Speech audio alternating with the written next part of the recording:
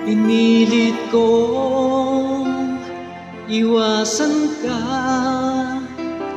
dahil ako nakatali na sa isang dilag na labis. Minahal ko ng tapat at hindi magbabago kailan pa man.